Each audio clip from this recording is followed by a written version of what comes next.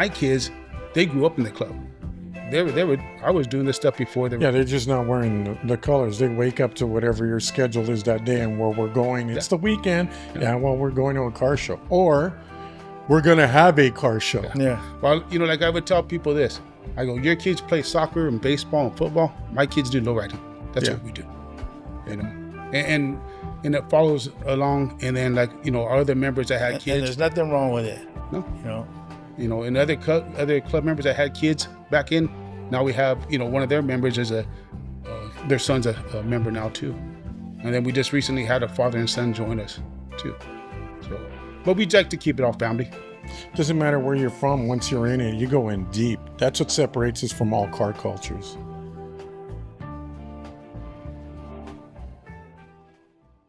Hey everybody, before we get into it with the Nite Life Car Club in Santa Barbara, we want to give a shout out to Power Master Performance, our proud sponsor for this episode. Enjoy the video. All right, here we go, everybody. Another wired down show.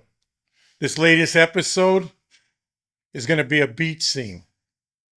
We're going to go all the way out to Santa Barbara, and our special guests are the Nite Life Car Club.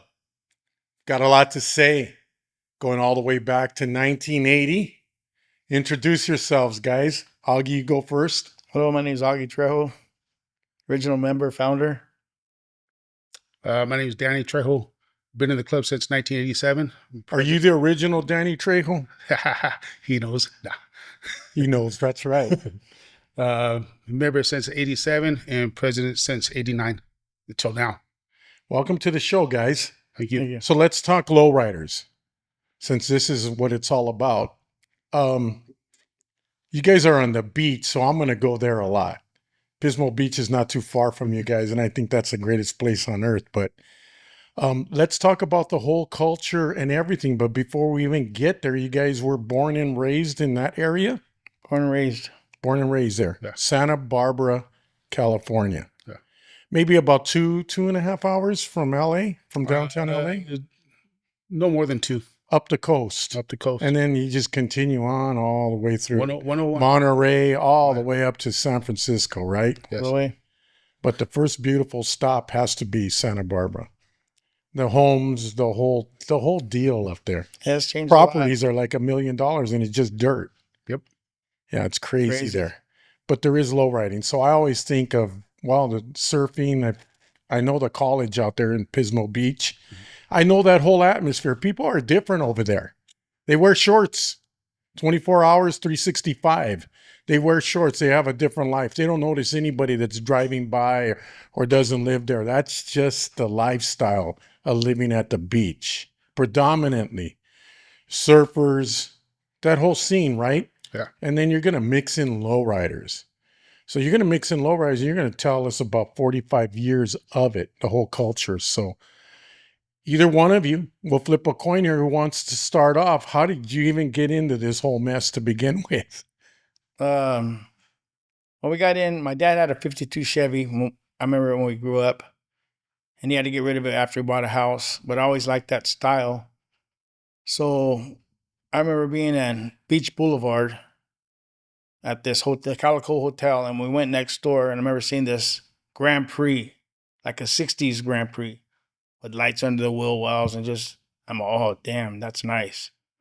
And my cousin had a 54 up in Santa Barbara, my cousin Peter, and he would take us cruising in it. And back then, there was a lot of primer, a lot of your driver, your weekend car was your daily car. So I got to see that. There was a lot of cars back then. And you would say older, but they weren't that old. 20 years, 25 years. Yeah, back then they were almost new. Yeah.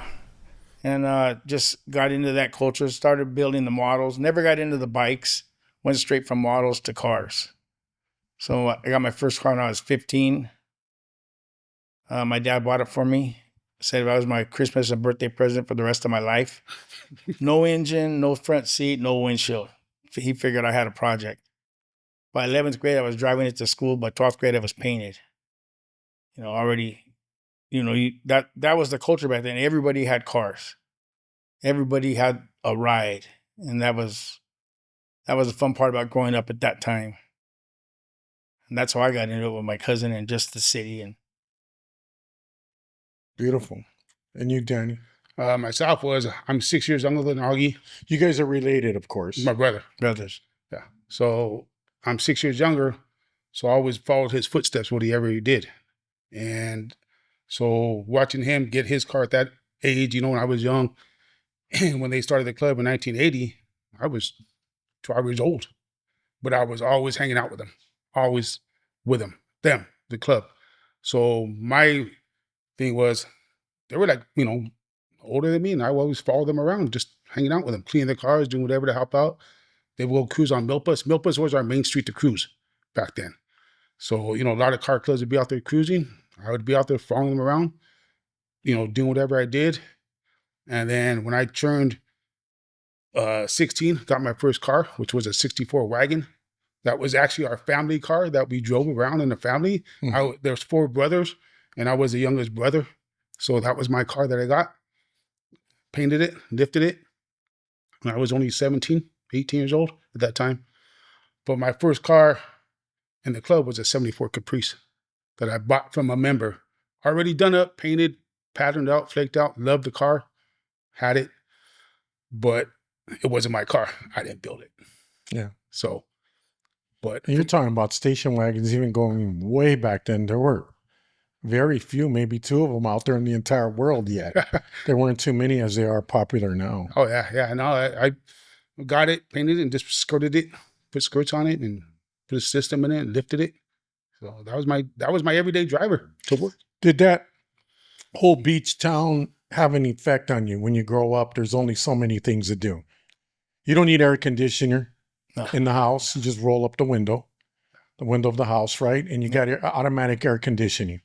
The whole beach atmosphere, the water, everything, surfers, you just grow up in it. You guys can pretty much just walk a block, 2 blocks, We and you're on sand, right? We grew up a block and a half away from the beach. Well, the park and then the beach, right next The to it. steps right down to the water. And So we lived right there. Man, you just go over the hill a little bit and then down into that little valley and by the 5 freeway, and you're in Bakersfield, and it's 116 degrees, and you guys live on 75 your whole life, every day. pretty much. So you guys went to school, obviously, started off Harbor like High. that. What was the car culture like out there? What cars really influenced you besides the one that you had seen, the Grand Prix? Were there car clubs out there at that time? There was car clubs back then. Being younger, there was, the Latin Dukes. That was more of a gang car thing. But we were all gangs back then. Well, not the guys don't know, I before don't me. remember They how were many cars. gangs on wheels Yeah. too. So And then there was Brown Sensations and Style Unlimited. yeah, God, Latin image. Latin Image. True Spirit was around there. United and United Browns. wow. Those were around. Those were when we were growing up. Classic Illusions. Yeah, and then Classic Loser was about 79. Those clubs are not around anymore, though. Huh? The only ones that back now are Brown Sensations came Sensations. back, Styles Unlimited came back, Click came back. Yeah. Click with a C. But we're the only ones that actually just from 80 to now. Plaque's never fallen. We've always had that representation. Yeah, because there's a lot of car clubs that come and they go and they're back up again. And there's a lot of members that do the same thing too. Yeah. They're there for 2-3 years, they're gone, and they come back when here comes the heydays. We're back again. There's 20 members in there, 30 had a few cars guys or come back, whatever.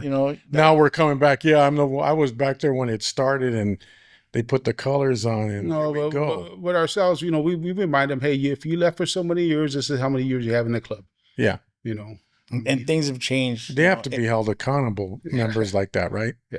I've been in since it started. Yeah. You're always in once you join, as long as you keep tabs once in a great while. But if you're not there every 2 weeks to pay dues and support the club through its highs and lows, it's like, don't claim the whole 40 years. Like you guys have been around 40, 45 now. Yeah.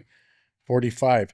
In the whole time that you guys have been around and that culture out there, has it changed anything? Because you would see the beach culture, and how does lowriding even fit into there?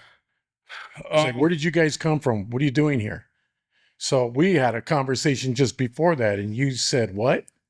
The It's the Lowrider, other way we've always around. been around there. Yeah. Yeah. It wasn't a beach town when we started.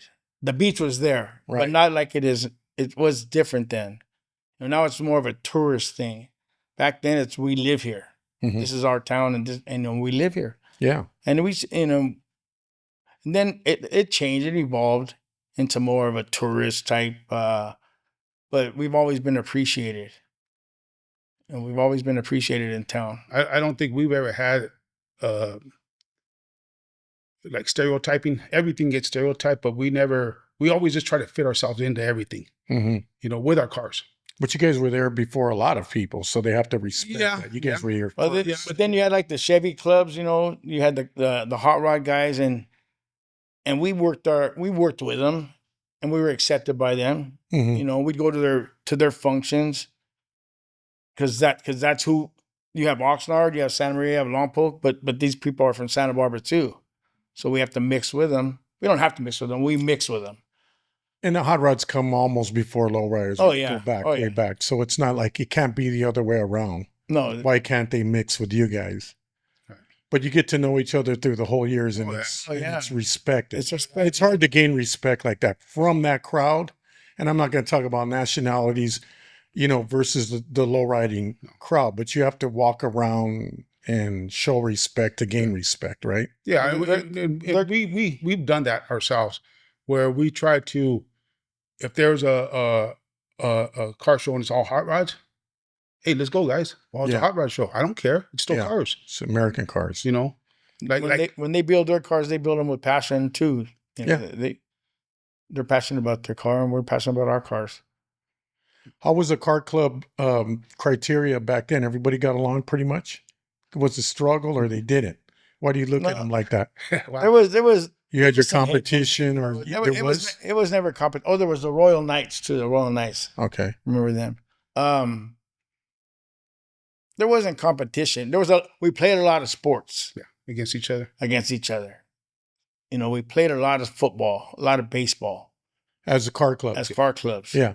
And that's cool. where you settled your differences. yeah, that's a good way of saying that. Now that I go back and think about back then, yeah, you're right, and that's But cool. at the same time, though, we're all in the same city, so we all know each other.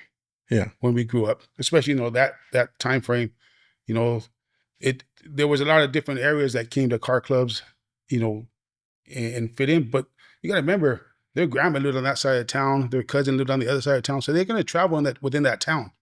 So everybody pretty much just knew each other from school, different clubs. But So how did you guys come to the name of Nightlife? Because that's what lowriding is all about, especially when you're on the boulevard, the nightlife. We had to think of a name. We were done with the clubs in town. There was at that time there was real minimal, no real structured clubs. Did you ever join any of them before? I was in Because Brown you're a lot Sensations older? before. Brown Sensations. Yeah. Okay. And then we wanted to start something new. So I remember on Express Radio in LA, they would have Car Club of the Night on the radio. Mhm. So I would write down the name of the club, and they'd tell their activities, what they were doing. So I had this book with all these names, and when we were starting to form ourselves, like to get moving, we had to think of a name. So I remember a friend of mine took me home, and we got the book, and we started going through it to make sure we didn't Copy somebody else's somebody. name, right? Yeah. because there was no internet. We didn't even know what was There going was on. no car club registry like at No. Lowrider. So we started thinking, and then we just came up with the name Nightlife because pretty much that's where we were. On the weekends, you were out.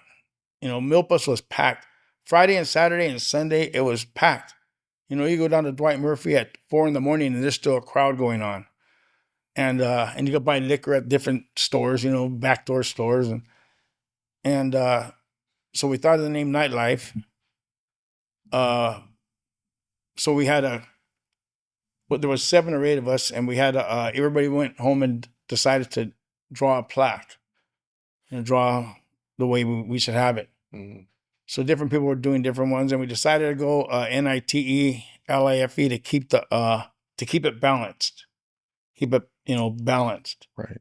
And I remember having a problem with Santa Barbara because Barbara's longer than Santa. And so to make a long story short, one of the guys brought back a drawing that his cousin had done. To this day, we don't know who she is. You know, she never seen her. And hands down, we picked that plaque. See, women in Lowrider, they play an important part. You know, just So she drew that out. She Who, drew it who out. came up with the ideas with the sword? He did. She did also. We kind of had a story behind it. Uh-huh.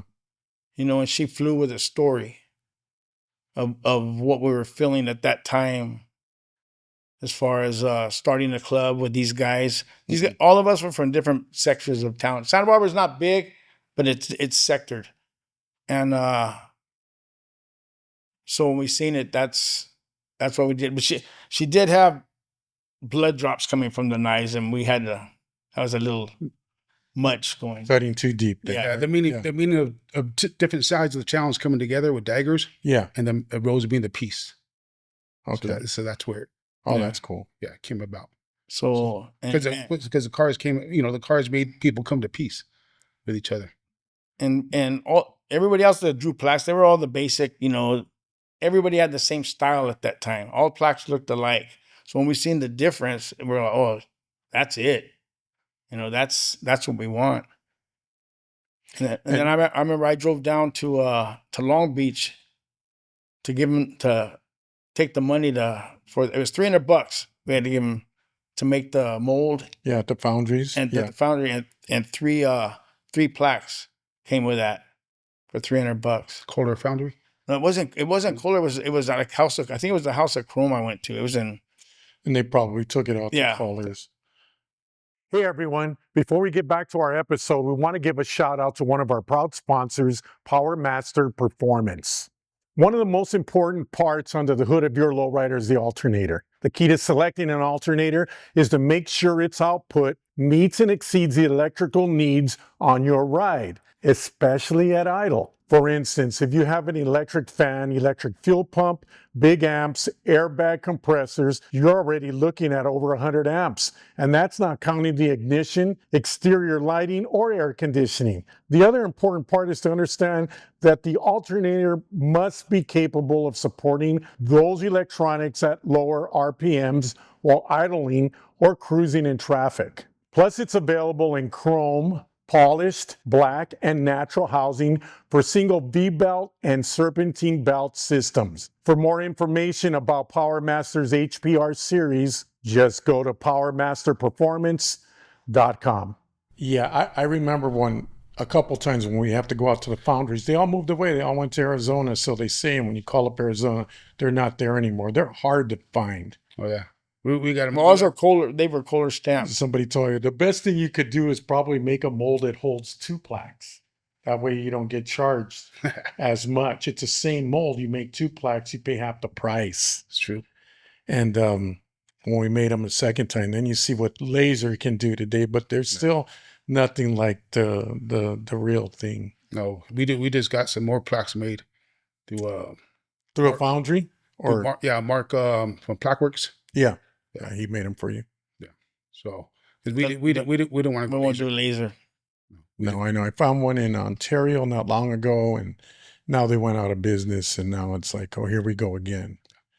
But yeah, there's just something about that. When you go laser, though, the plaques are perfected. You know, and it's almost like a vector format. Mm-hmm. So there is a huge difference when you put them up there and they even out and measure the letters and put them in proper perspectives. Oh, don't get me wrong. They've got 2 different plaques, right? Just leave it the way it was. No, they're nice. Respect it, yeah. They're nice, but we're just old school. Yeah. We just like that cast. It's a good thing. Chapters? Nothing like you guys ever think of doing another chapter or anything like that? It was funny because when we started, we were hanging around in Lompoc a lot. It was a small town up north, 55 miles away. And there was a group of guys up there. We have family up there, so we would go up there. And there was a group of guys up there that we were hanging out together and got to know them pretty good and wanted to start a second chapter. They asked, and we kind of said, okay. I think they got jackets, but never got a plaque. That was it. And that was in what, 80? That was 82, late 82, 83, right on there. In fact, we still talk to the guys. And after that, no chapters. We don't want any chapters. We have enough with our own. Enough problems with your own. Blue and gold, was that the original colors? And why did you pick blue and gold? Well, We started with tan. Okay. And it was tan, and the letters were silver and black. And the rose is actually from Beverly Fabrics. That the rose came pre-made. Mm-hmm. So we had to go to Beverly Fabrics, and whenever they had them, we had to buy them all. You know, because we used them for hats and jackets and shirts. And Oh, so like a little patch? yeah, it was like more a or less? patch. Yeah. Because everything was stitched back then. All of our hand stitched. hand stitched, all of our. Yeah, all chain stitched. Yeah. I see that stuff now. Yeah. When they get older, they just And all of they're our- chain stretched, right? And they're warped and everything. Yeah. And we still have the original banner that was made in 81. Chain stitched, $300. So they wouldn't touch that for 3,000 now. Yeah. But but that was all hand stitched also. Everything's computer now. Yeah. $1 million machines. Yeah. It's crazy. so I don't we went to light blue shirts for a while just because the brown would get dirty. But we did go to light blue, and then we went to dark blue in what year? Had to be in the late 80s. What are the elements before I even get into cars with you guys? What are the elements like? Being close to the ocean, the salt. How does it hurt the paint jobs a lot? You guys have to have them garaged all the time? Or? You know, your rims, you want to, even hubcaps, you want to keep a bag over them. And even in your garage, it keeps, the fog will creep right through the garage door. If you don't have a electric one, or kind of like the opening over there, you know, it'll creep in. And so you got to keep everything pretty much covered. Yeah, the salt water would get more body rot on the car, rot on the cars. Yeah. Because Once it finds a spot. yeah, so my dad used to tell us to drill holes on the bottom of the doors on panels to let the moisture seep out. Really? Yeah. So just on the quarter panels or the bottom of the doors, to drill a hole, that way the water will seep out because of the fog of the ocean. Because the fog is always every morning. There's fog. It There's was moisture. Yeah. Moisture. Yeah. It's always damp Your windows are always wet. to start the day, huh? Start today. Yeah. Oh, wow. Other than that, So- it burned right off. So in order to afford property in Santa Barbara, because it's huge. I mean, not just anybody can live out that way. The best thing to do is get a chrome shop, right? Because then you're re-chroming all the time then. Yeah. It damages the paint a lot, or not too bad? Not too bad. I mean, if you waxed up here, you should be pretty good. It's mainly just the chrome. Because everything, I mean, even to go to a car show or have a car show like you guys have done, nobody wants to be inside. They want to be out there with that scene, right? And with the weather and all that. Yeah, we're pretty fortunate to have the sun as much as we So do. it is a struggle out there, even in Santa Barbara. What car, what are you driving now? 50 Chevy. 50 Chevy? I And got you, a Danny? 52 Suburban. Tell me about the community out that way. Okay, so you're, first of all, Santa Barbara, just shy of Santa Barbara, coming down south towards LA. What city is that? So that everybody knows where you guys are. Carpinteria. Carpinteria is Yeah. there. And then you have La Conchita right before that. Yeah. And then, but going farther towards that, you got Galita. What's the other way? No, but But then you have Ventura, Ventura, Oxnard. Oxnard, Camarillo, Santa Paula, Fillmore, Santa Maria, Santa Maria goes up. Atascadero. Yeah. So, All the way up. It's just beautiful. Yeah. I know when we used to go up to San Jose for some reason or other, before the 99 came along, we would have to take the 5 to get us up there closer, right? And we'd always wind up, I would be the leader, and we'd always wind up either going up there or coming back from San Jose on the coast. Oh, yeah. And it would take 10 hours Mhm. to get to San Jose versus 8 hours if you there was no GPS, right? But it was beautiful. I mean, going up the coast, town to town, I mean, it never, it all looks like Santa Barbara all the way back, Yeah. all the way up. Yeah. How many members are in Nightlife? right now we have 19 members. Oh, wow. So we have one up in Santa Maria. That's a member of ours, but he's been an active member since 83, 82, 82. 82 ish. And then we have a couple in Lompoc area, father and son. and then we have one in Ventura, but they all represent Santa Barbara. It's all Santa Barbara under our plaques. Is that how you And, guys? and all of them are from Santa Barbara. Is that how you guys have lasted this long? 45 years is a long time. Yeah, yeah. It's been a There's been struggles, but Yeah, nothing can handle. yeah. We all go through struggles, and Is it chemistry? Are there cousins, high school yeah. friends, or it's just because it's the local area? so in your earlier days, When we started, it was friends, just friends, and then it got into the brothers and the cousins, and then other friends with siblings, so and that's pretty much. And the nucleus stayed pretty much for the first 10 years.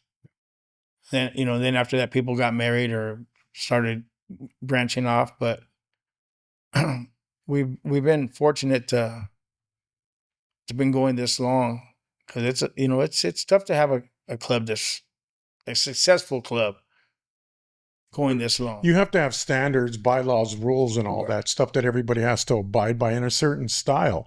When it comes to cars, obviously you have bombs in there. Yeah. Is there 4-door station wagons? What's allowed in the club to begin with if I wanted to join? I mean, it's your car's got to be good shape, drivable. We like them clean. Yeah. Clean. And I mean, we don't have, like you say, standards or rules, but there's just things that you just follow by nature that you see. So like all of our 70s car and 80s cars that are there, they got to have a sunroof. Sunroof, yeah. I mean, that's just, it's not mandatory, but it's just, come on, we live in California. You got to have that, So, but other than that though, I mean, for our club itself, just the membership, your style, how you hold yourself. We have right now 3 sets of fathers and kids in the club. So we have, like myself, I have my daughter and my son in the club. We have 2 other members. So you allow women in the club, then? Yeah, my daughter's been she's been in the club for since she's 18. Yeah. So she's 36. So 18 years. She's had a 78 Monte Carlo. So I mean, she's a member. I mean, but at the same time though, my kids, they grew up in the club. I was doing this stuff before they were. Yeah, they're just not wearing the colors. They wake up to whatever your schedule is that day and where we're going. It's the weekend. Yeah, well, we're going to a car show. Or we're going to have a car show. Yeah. Well, like I would tell people this. I go, your kids play soccer and baseball and football. My kids do lowriding. That's what we do. And it follows along. And then our other members that had kids. And there's nothing wrong with it. No. And other club members that had kids back in, now we have, one of their members is their son's a member now too. And then we just recently had a father and son join us too. So, but we'd like to keep it all family. Doesn't matter where you're from. Once you're in it, you go in deep. That's what separates us from all car cultures. Yeah. The other thing too is, a woman designed the plaque. You might as well continue on. Things have changed now where the women are more involved in everything. But I mean, there has to be a special bonding to keep a car club together that long. Yeah. Officers, how many officers are in the club? We have our run it like that? Yeah, we have our standard president, vice president, sergeant at arms, treasurer. And who are the car show promoters out there going back that far, even before car shows out there that were lowrider or hot rods with lowriders? RG Cannon. You mean promoters as far as putting on shows? Yeah. Yeah. RG Cannon. RG Cannon used to have a show out that way? Oh, yeah. He had at Roll Warren Showgrounds. Oh, wow. Yeah. That's what they would bring in. I remember Tovar's 57 was there one year. Oh, wow. That's great. And the Riviera that was the one that was painted with the roses on the side was there. The one that got raffled off. Oh, yeah. Way that back was when. from the group. That was Caboosie's Riviera. That burgundy one? That one was there. That was a badass car. And there was a green 66. I remember this is when we were 14, 15 years old. This is where we were getting a good showcase on what a real lowrider looked like, because they were bringing them up from LA. Were there real lowriders, iconic lowriders out your way, homegrown, that would answer to that? Because you would let somebody come up from another area and set standard. You did have righteous and few. And these guys had some badass rides. Yeah. Like, and this was in the 70s. They were flaking cars. That was something that we hadn't seen in town. When they pulled up, you stopped and stared. You know, you stopped and stared and looked at them because they were rolling art, and you're going, damn, like this, you know, going, wow, look at that. You know, look, and that's the way and lifted. All of them were lifted. You know, that's not something you've seen all the time. Lifts, I remember seeing lifts, the first time seeing lifts, going, what the hell, you know, and just tripping on it. And for you, when was that, more or less? that was probably when I was like, let's say about 12, 13 years old, or take apart. This is early 70s? Early 70s. See, there you go again. You're rewriting history, because we're always trying to figure out where the first hydraulics were. You know, just And tripping you out. never figure it to be out in your area. They were there, you know, guys were lifted. The mail trucks missing all their, you know, you read about it in the paper, you know, mail truck missing their dump or their pump and because they were taking them off the cars. Those and square lights. You know, that was real popular back in the early 70s. The 70s. I mean 70, yeah, late 70s. The glass houses did that. Everybody had to have square lights after the 76 came out. We are stereotyped. Doesn't matter where or were. It's not as bad now because, God, it's all over the universe now, low riding, right? What did you guys do for the community, especially for those hot rod guys? That, yeah, they may be friendly and shaking hands and hi and how are you, but they're very different from us. They're not like us in a lot of ways, but they do build badass cars. What was it like to build that bridge over to them and show them, hey, you know what? This is what we do.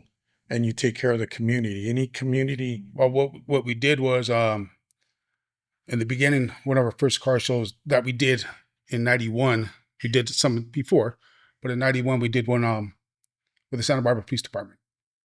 And then we just outgrew the Boys and Girls Club just like that. It was like, it only hold maybe 80 cars, but we outgrew it just that day. So then we went to the Ben Page Youth Center, which is a community center. It had a little indoor building.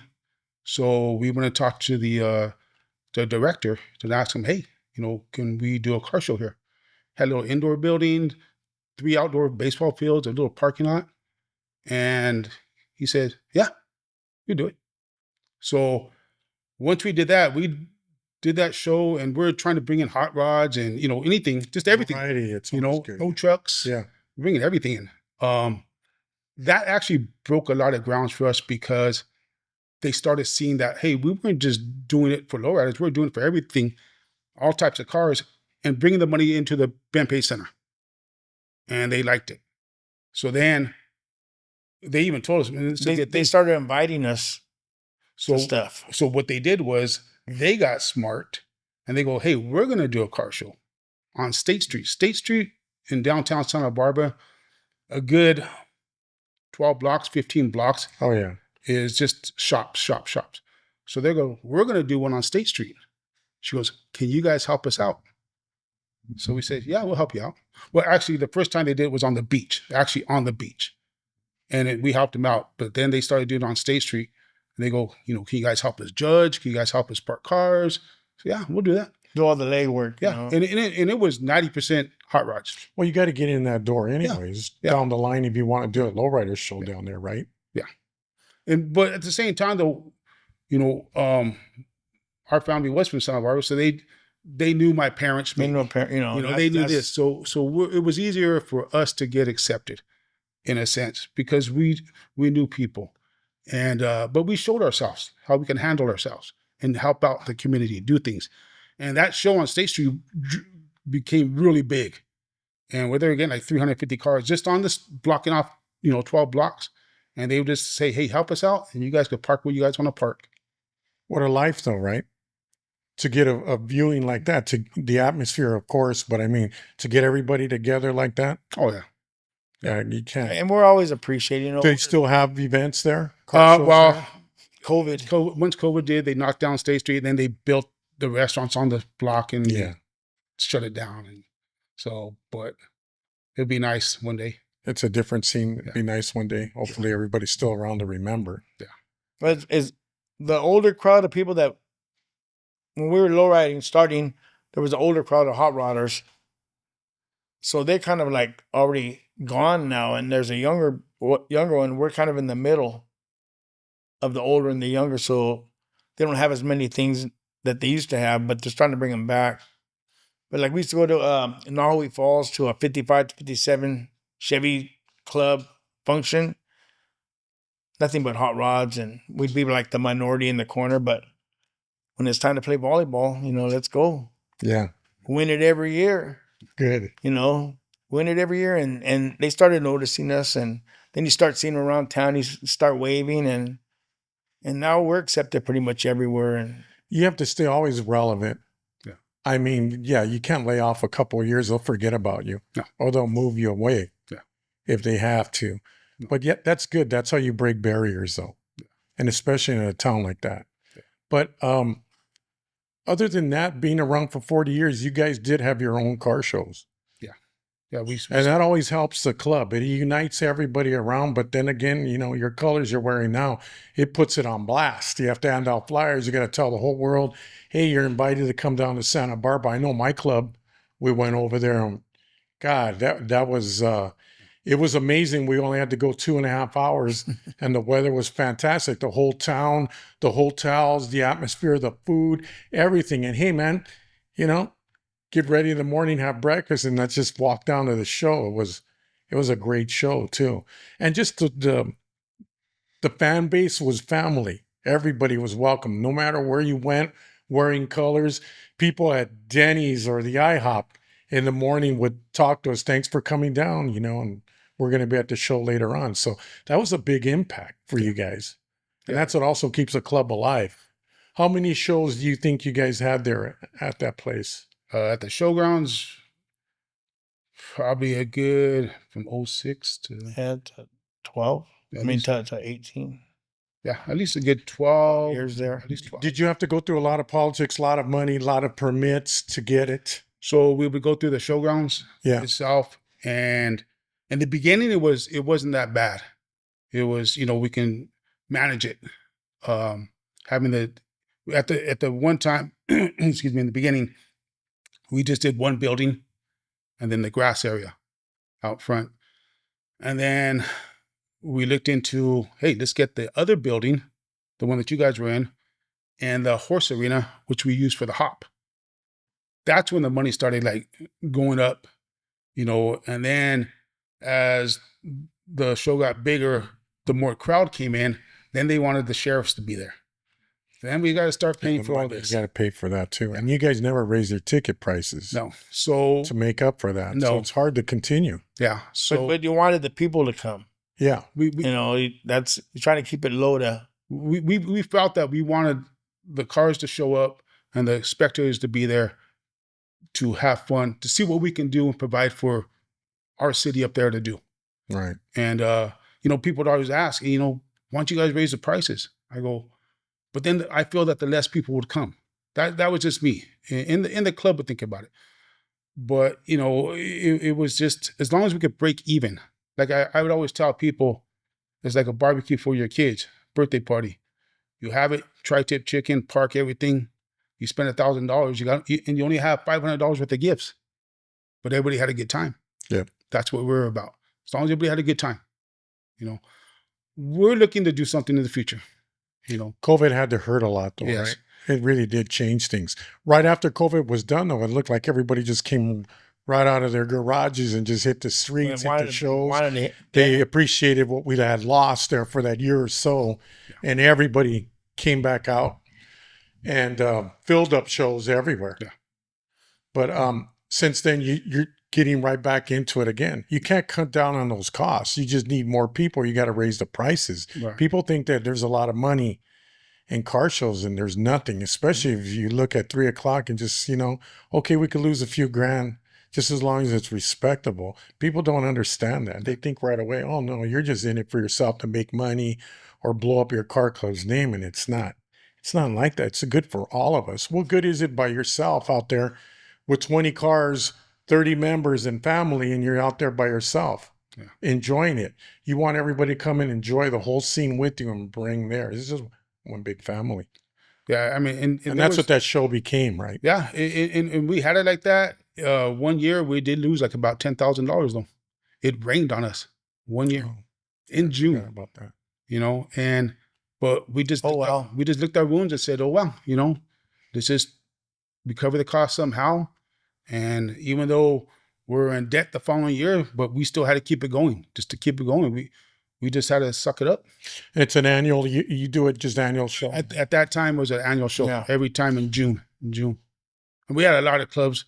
Like yourself came up one time. Reality always came up. Togethers came up a few times. I remember when we had it at the Ben Page Center, and when Whitey came up, it changed everything.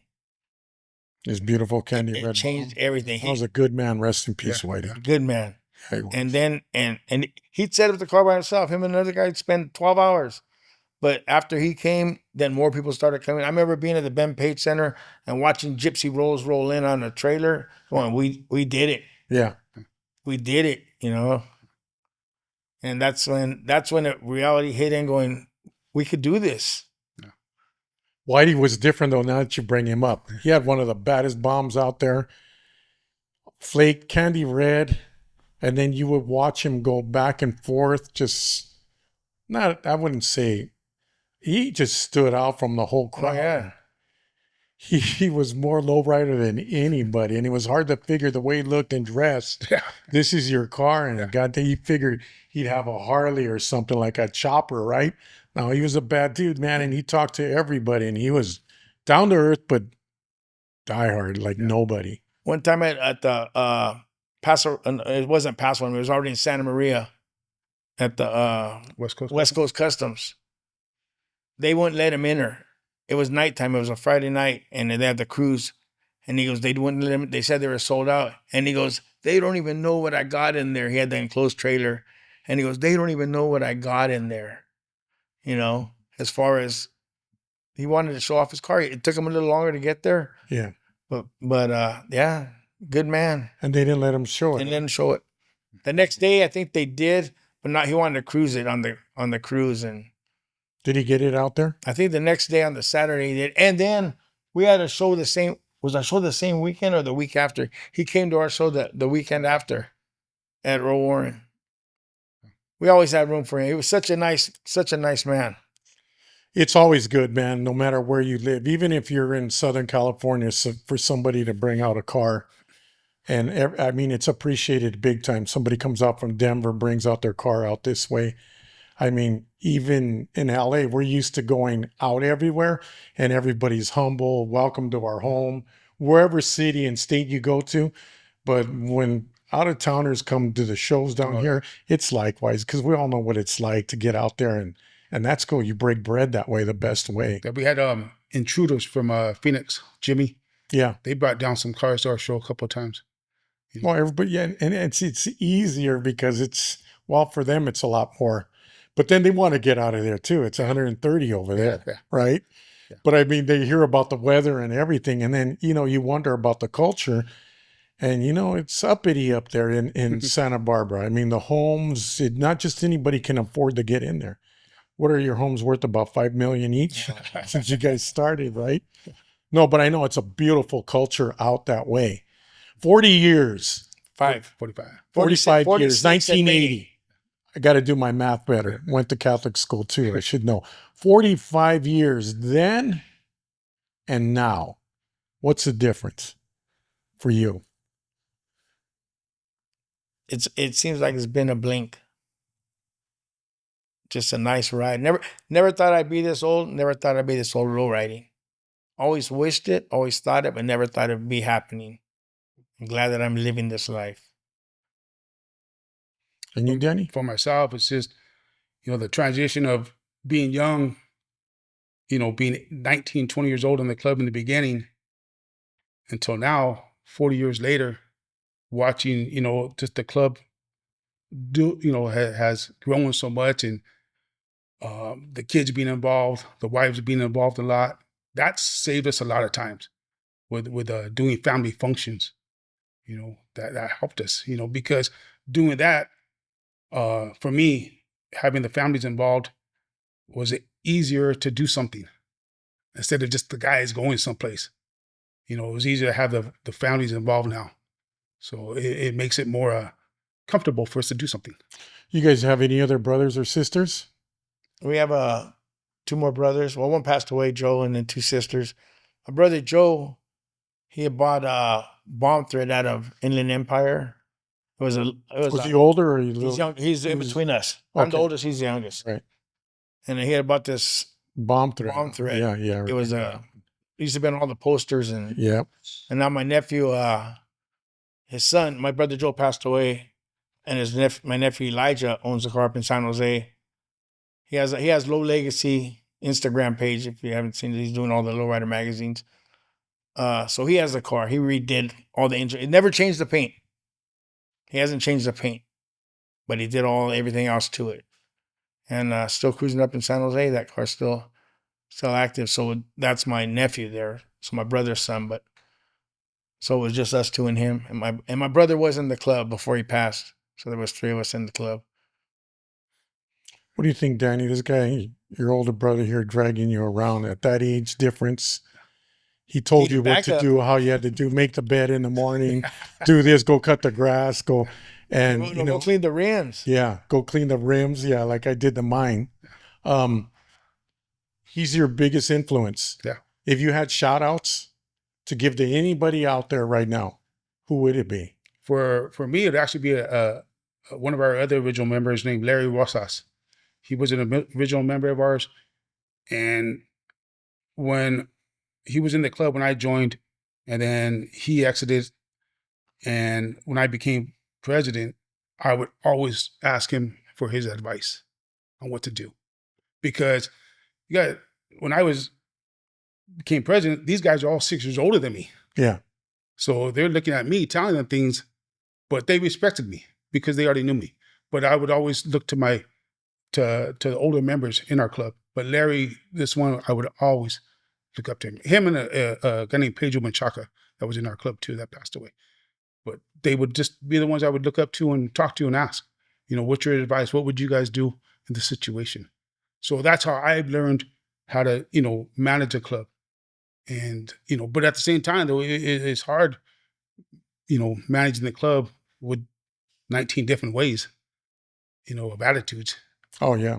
Always. And, but you have to handle egos and all that stuff. Yeah. Once they put that plaque up, they're just different. Everybody changes for the good or for the bad. Yeah. The car might get you in, attitude keeps you here. You guys have gone through that too, a little bit. Yeah. We've been fortunate, never really having too much issues. Who would be your influence? You ruined your brother's life. Do you ever often think, what if I didn't get into low riding? What would we be doing? We could have got into this. It would have been a totally different life. Because if you sacrifice and give yourself up, especially on the weekends, to this culture, it takes away from a lot. It takes away from family sometimes, birthdays and stuff, graduations and all. I'm at a car show or I'm in a club meeting. Do you ever look back at that and just feel a little bit guilty? Because, of course, he wouldn't change anything if he had to go back to where he was. But do you guys ever think of other things you could have been doing instead of getting into this? And would you change if you had to start all over again? Would you have brought him up any differently? He was forced on me. My parents made me take him. Oh, they did. Oh, great. Great. Not all the time, but my parents would say, you're taking your brother. Yeah. Until my dad seen what we were doing, because my dad was a taxi driver at that time, and he was, oh, this is what you guys are doing. The mayor of Milpas is out here again, huh? And then there was a lot of, there was some action on the streets at that time that shouldn't have been around maybe, but all in all, I think that our success all stemmed from what we started. Because you never figure on rolling that long, and it's just one continuous step. And this was our. I kind of figured my life's laid out. I'm just living it, and this is the life that I'm supposed to live. And brought him along for the ride. So there's the blueprint right there. You just followed along, right? Yeah. Before we come to close of the show, is there anything you guys would like to say? And I know you've lost a few members just as well, like your brother. you've lost any other members? I know when we go through your social media now, you could see everything there. Pedro Menchaca. Yep. This last year. Yeah. Sapo. Sapo. Yeah, Sapo Venezuela. Albert. Fat Albert. Victor Mendez. A good friend of ours, my compa Joe Fail. He wasn't a member, but he was always with the club. He was our mechanic. Just you have, may they rest in peace, an angel. Angel. You have 20 members, so you have revolving doors. No. What does the future look like for the club? How do you keep it going? I mean, you guys are great examples. We don't. How do you keep the younger generation wearing those colors? Well, for myself, it's just keeping them involved, showing them what we're doing, the positivity of what is out there for us, and we don't ask people to join. People ask us how they join. So somebody has to want to join to be a member. And I think that has a lot to do with it, because we're not, hey, come on to the meeting, check us out. We don't need that. We want people to actually come in that have it in their heart and are ready to for a journey. And then, after a little while, then you see who they really are, their true colors. Well, they have a probation part too. They all, you do? Oh, yeah. How long is that? It's like a 2-month probation, but they've already been hanging out already. You kind of know who they are. Yes, Give them a couple beers and let it all come out, right? But at the same time, oh, that's what you did to him. Yeah. Yeah, we had, just to relax, we had a couple beers this morning. but at the same time, though, Santa Barbara being small once again, yeah, we already know. We find out who's who. Who's who, right? And we figure out who's who, and we find out how they are and their ways, So if I'm asking for advice from you guys to give to everybody else out there before we come to a close, what would you guys suggest to everybody? How does Santa Barbara do it? How do you keep everybody faithful in your part of town, representing the entire lowriding nation, right? What would be your advice to everybody? Because it's pretty much, you guys just keep it simple. You're brothers, but I mean, we're all brothers at the end of the day if we're in a membership, right? What would be your advice to everybody out there? Because it's an ugly little world out there sometimes. It's a beautiful one too, especially in this room right now. But any advice to anybody, or what you would like to see and where lowriding goes on from here and how it can? I personally think it is respect. In one word. That's it. Respect everybody. And you want to be respected, you have to respect people. And that's pretty much what it comes down to. And you, Danny? For myself is to keep the club active. Always do something. Keep everybody active and look forward for the next event that's coming up. As long as you keep the guys active and busy, they can't get into other stuff. So as long as you just keep the club busy, doing something, as long as we have an event every other month, but a barbecue meeting in between, just keep them busy. Just keep them busy, and they stay focused with us. And that starts bringing in other members, to come around, hanging out with us, but just keeping the family involved with each other, so they don't get, so they just stay focused on everything, But word of advice for clubs in the future: get your trademark done for your logo. Trademark. Yes. You have that problem too? Oh yeah. I think everybody, when I'm talking about the outside world from where you guys are at, trademarks are very important. Oh, yeah. You can be for 30, 40 years. Somebody comes in, they've been there for 2 years. They think they've been there 200 years. And next thing you know, domain names. I mean, they're out there because in case you may use it, now you got to pay me $500-600 for a domain name. There's always somebody out there that's looking to make some money. They're not always heart and soul. You have to be careful with that. But yeah, I've seen some true stories on who started what first, whose club it belonged to. And you'd think that, well, we all know our history. Everybody knows our history, but we're on a TV show, reality TV show. And they told me to get a trademark because the only way in the first couple of years we were going to make any money at all was selling coffee cups and hats. Yeah. And to do that, we needed a trademark. It was something I didn't have to do because I trusted everybody. In 50 years of my club, probably 1,000 members we've gone through. Easy, do the math. Mm-hmm.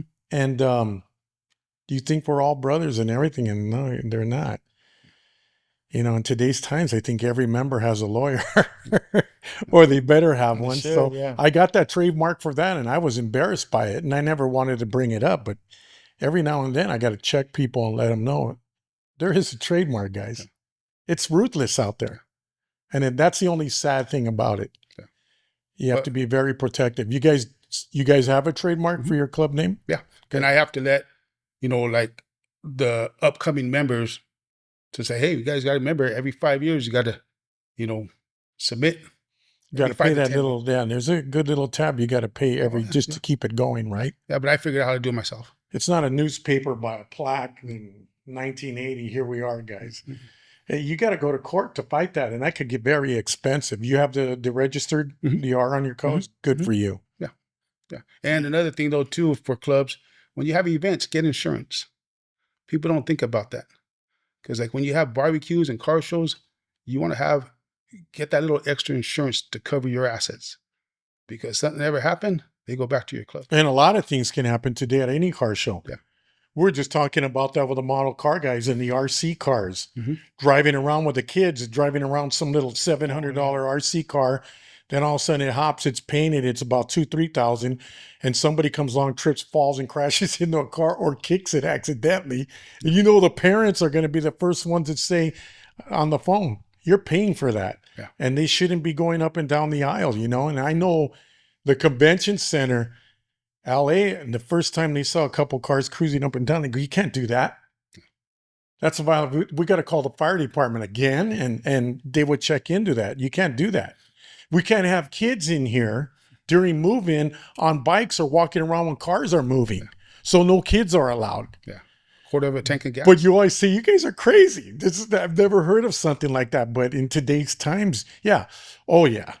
Quarter tank of gas, I'm all for that. Disconnecting batteries, you let one car, you hit the switches too long on one car, you walk away, and that show is going to open up the next day, and those wires under that car and that carpet get hot. Yep. Guess what? It's on fire, and so is everything next to it. People don't understand that. And then by the time you get to gas tanks, how did the show go? There is no more show. There are about 350 cars burned. Yeah. Yeah, you have to, all of that. There's a lot of responsibilities doing shows. Yeah. Especially losing 10,000. And then in today's times, you might lose 20 or 30. Yeah. But you got to do it. Yeah. Got to keep the culture alive. Not for the nightlife, for the nightlife that exists. And I'm talking about everybody lives near that Santa Barbara area. It's all one club. Guys, it's special, man. You guys that drive all the way down here and leave that beautiful weather to come down to the studio to explain to everybody and get recognized for who you guys are. You're a part of the culture, a main part. And it's good words you guys had to say. One thing, though, I would like to thank my wife.